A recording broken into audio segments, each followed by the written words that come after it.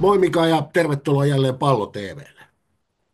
Morjesta Junnu, Tota, kiitoksia kutsusta. joo, pikkuhuhkajat on leireillyt reippaan viikon tuossa Turkin Belekissä ja pelannut pari matsia siellä. Ja puhutaan tuosta leiristä kokonaisuutena, mutta otetaan ensin kiinni tuosta eilisestä 1-0 voitosta Sloveniasta. Se mahtoi maistua sen perjantaisen 4-2 tappion jälkeen, mikä hävittiin Georgialle. Joo, ilman muuta se oli tärkeää. Voitettiin tärkeää, että pidettiin nolla. Tärkeää, että ei päästetty vastustajaa juhlimaan erikoistilanteissa, mitä Georgia vähän opetti meille edellisessä pelissä. Ja hyvin me niinku reagoitiin, pelaajat reagoi siihen Georgia-peliin. Ja jonkunnäköinen reality check, se sopi hyvin tähän vaiheeseen. Kyllä me varsinkin ekalla puolella Sloveniaa vastaan oltiin erittäin vahvoja, luotiin monta hyvää maalipaikkaa ja oltiin parempi joukkue selvästi.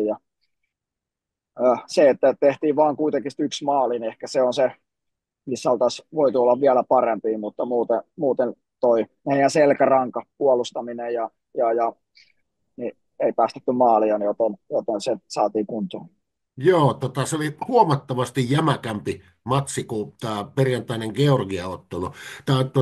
Mitä sä sanoisit, että mikä nimenomaisesti tähän peliin parani? Tuo TV-kuvasta näytti sitä, että meidän pallollinen peli oli taas kerran pykälää tai kahta parempaa.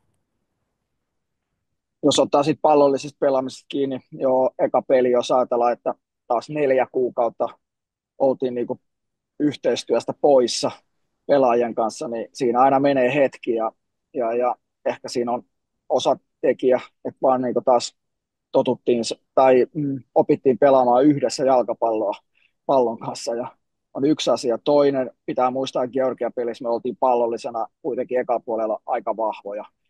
Oltiin selkeästi niin parempi joukkue kuin Georgia, johdettiin 1-0, oltaisiin voitu johtaa ehkä enemmänkin ja se oli meiltä hyvä jakso.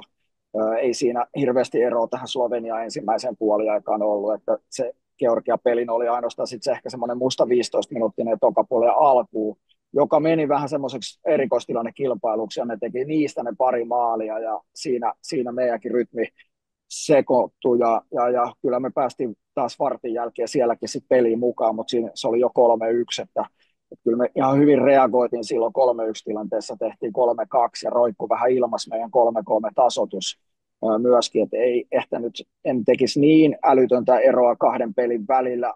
Ainoa oli just tämmöinen erikoistilanteinen puolustaminen varsinkin siinä Georgia-pelissä, mikä oli semmoinen isoin murheenkryyni. Joo, jos mä nyt oikein ymmärtänyt, niin nämä oli nyt niin kuin viimeiset harjoitusottelut ennen kesän EM-lopputurnausta. Oliko näin? Se ei pidä, se ei pidä paikkansa. Meillä on kyllä yksi peli tulossa vielä ennen kesäkuun alussa, jossa on FIFA-breikki tai ikkuna, niin meillä on yksi treenipeli vielä sinne järjestetty ja ennen kuin lähdetään kisoihin.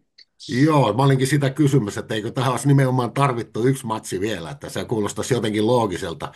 Onko tietoa vielä, onko se viimeistelyleiri yhteyteen vai miten se on ajateltu? Se on just näin, että meillä on siinä, ollaan 4 päivää yhdessä, ehditään 3 päivää treenata, pelataan yksi peli ja pari päivää taukoa ja sitten lähdetään kosikseen. Joo. No okei, no katsotaan sitten nämä tai tämän turnauksen tai anteeksi leirin pelillistä antia. Sitten mitä oppia nämä harjoitusottelut nyt sitten valmennukselle tarjosi, että tämän perusteella, niin missä meidän pelin kehittämisen kohteet on näin niin kuin lopputurnauksen alla? Kyllä me ehkä se tärkein jo käytiin tässä läpi, erikoistilanteiden puolustaminen ja puolustaminen ehkä sitten yleisestikin, niin siinä Georgia pakotti meidät vähän niin kuin oppimaan taas ja ymmärtämään tärkeät asiat, että se fokus pysyy niissä asioissa, mihin on pysynyt karsinnoissa erittäin hyvin, varsinkin sitten karsintojen loppupuoliskolla. Me oltiin erittäin vahvoja erikoistilanteessa molempiin suuntiin. Matka meni siihen ja päästettiin vain 8 maalia koko karsintoissa 10 pelissä. Se oli vähiten meidän lohkot, vaikka siellä oli kuitenkin Sveitsi ja Romania kovia joukkoita. Ja kyllä se selkäranka on siellä. Ja kyllä niin kuin nytkin Slovenia-pelissä puolustettiin sitten erittäin hyvin ja ansaitusti ehkä nolla omiin. Muuten niin toinen ehkä anti tältä leiriltä oli tietysti nähdä pelaajia, että aika monet pelaajat kävi kentällä, tai kaikki pelaajat, jotka oli mukana Liam Mölleriä lukuun ottamatta, koska hän oli käytännössä sairas koko leiri, niin ei päässyt näyttämään. Muuten saatiin näyttöpaikkoja useille pelaajille ja muutamalle vähän eri paikoillekin ja sitä kautta tietysti informaatiota, että missä mennään heidän suhteen nyt. Joo. Miten valmennus arvioi tämän leirin merkitystä, jos katsotaan sillä tavalla, teoretisoidaan hiukan, että jos kaksi harjoitusottelua ollaan mitä reilu viikko yhdessä, niin kumpaa tämä oli enemmän? Onko tämä yhtä paljon kohesion tai joukkuehengen rakentamista ollut tämä leiri kuin se, että pelataan pelkästään vain kaksi harjoitusottelua? Miten te punnitsette tuon? Me yritetään aina näille meille leireille tuoda niin kuin isompaa merkitystä, että oli ne sitten mitä tahansa pelejä tai tapahtumia, niin että on joku isompi merkitys ja meillä oli rakennettu tähän tapahtumaan, tähän leirille valmistautuminen kesän kisoihin. Sitä puitiin eri lailla, eri tavoin kentällä ja kentän ulkopuolella, varsinkin kentän ulkopuolella tähän teemaan. Sitä kautta toivottavasti ollaan taas valmiimpia kesään. Edellisestä ehkä vielä puhe jalkapalloista asioista jäi sanomatta, että kyllä tämmöistä niinku kahden, kolmen pelaajan yhteistyö niin kuin siellä kentällä pelin aikana, niin niitä niin kuin vaan koko ajan ollaan yritetty matkan varrella hioa kuntoon ja myöskin tämmöiset leirit kuin tämä, niin oli tärkeä tapahtuma siihen. Joo. No joko tämä lopputurnaukseen lähtevä ryhmä alkaa olla selvillä? Ei missään nimessä, että ää, käytännössä viimeiset ratkaisut tehdään sitten toukokuun loppupuoliskolla, jolloin onko oikeastaan normaalin aikataulun mukaan, että joukkue julkistetaan niin kuin aina ihan vasta muutamia 5-6 päivää ennen kuin lähdetään aina leirille. Ja tietysti voisi ajatella, että tästä ryhmästä, joka oli kasassa täällä, niin suurin osa, en uskalla ihan prosentteja sanoa, mutta suurin osa kuitenkin varmasti nähdään kesällä EM-kisoissa. Joo. No miten pikkuhuhkajien valmistautuminen EM-lopputurnaukseen nyt jatkuu tästä eteenpäin?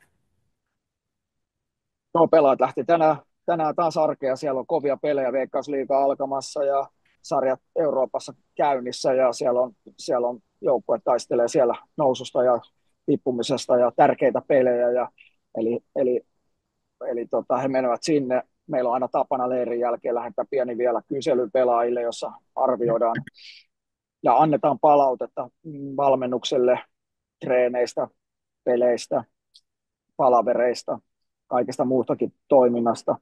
Ja haetaan sieltä aina semmoisia hyviä kehityskohteita sit seuraaviin tapahtumiin.